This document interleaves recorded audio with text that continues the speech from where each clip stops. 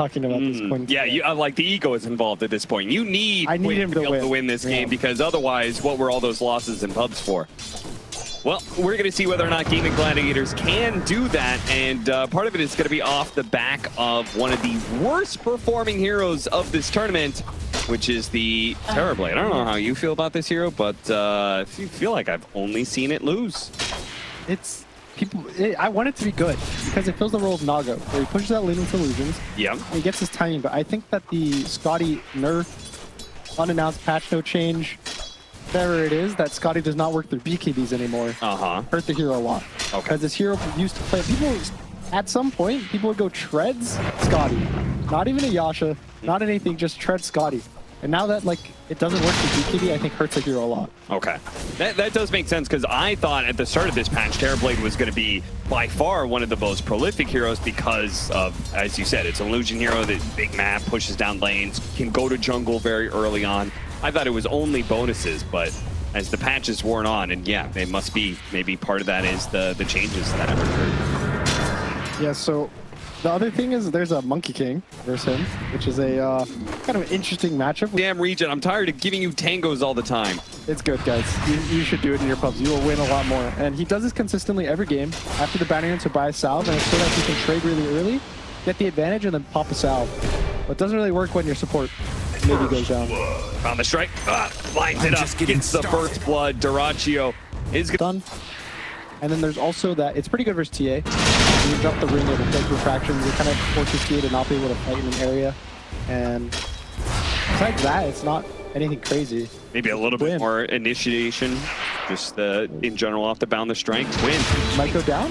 Very low. The swashbuckle does catch him. I'm on the server. Yeah, you're spending a lot of time on Reddit, huh? Blast off gonna land onto Omar, but Omar is gonna be the one in trouble here. Oh man, he got off the boundless strike to finish off Duraccio just in time. What a good trade-off. Like, they'll probably trade 1 for 2.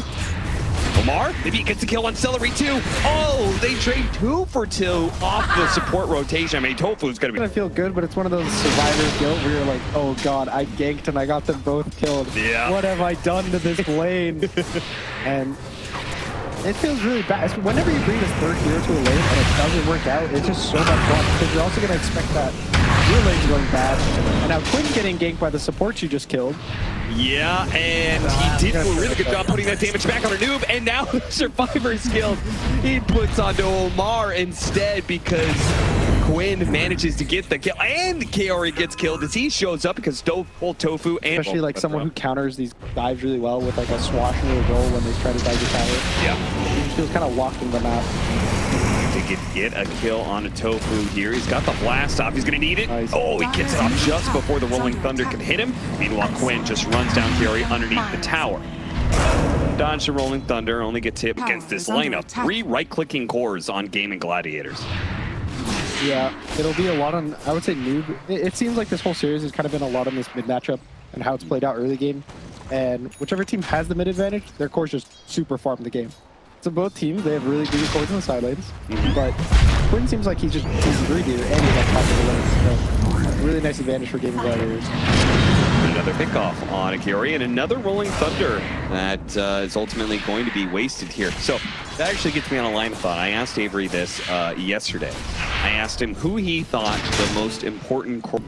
So the mid lane matchup is because of how the offlaners are being played. Like, the Brute kicks the support out, support goes mid. Now there's a lot of fighting mid. You kind of give up that to the Brute.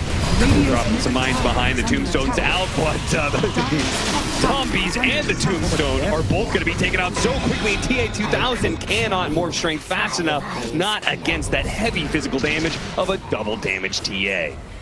Noob is lucky to be able to walk away, and now tower's down. And again, these tier 1 towers matter so much. It's you guys who want the shards. You guys, like, you're gonna die.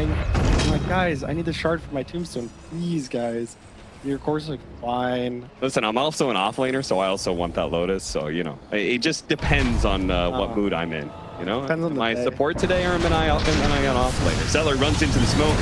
Actually hops away there with the Templar Sword, but it's not good enough. But it is maybe good enough to win this fight. Noob, Rolling Thunders to get away 1 for 1. This gets clicked on you all the time, even with BKBs, you can pick it up the very Oh, yeah. And so, a lot of value on it. Can't overcommit for this one. Oh, nice steal. Celery gets his own tombstone. So Yori is likely to die for this. He tries to TP right in front of a Rubik that has telekinesis. Chase. So it's like all these little things that's like, you get more vision, you get more traps, you just get a silence, you always be able to catch these heroes. The Monkey King randomly gets stunned and silenced, or not stunned, but slowed and silenced, or slowed and silenced on the word. Or the Scott. Like Omar. On Scotty picked up on Duraccio. Yeah, it really is high ground hitting time. What is Quest's plan? So Rolling Thunder, as we've said, isn't really that good versus TA. He will cook you, the Terrorblade will cook you. They didn't lose the racks, they didn't die in a hero, and they got a free kill in the Brood. So all in all, could be a lot worse for them. Yeah, it's gonna get a little rough here as some heroes get picked off outside of the base. Yeah. The miss? Oh, we missed! He got Gossamer's Cave. No way. Okay, that is one of the downsides of TA right now. That Gossamer's Cave is pretty rough for you. As you see it again. 3 heroes have it on the same side of Dire. Yeah, you're going to be missing a lot of meld strikes, but you can't miss meld strikes on these towers, on these buildings, rather. So, You can't click it. Well, unfortunately. Damage Desolator. Cannot miss Desolator on top. That's true. Now that's true. Still a minute left on Aegis. Quinn really, he just has no cares. This is so like casual on the state of the game. Where yeah.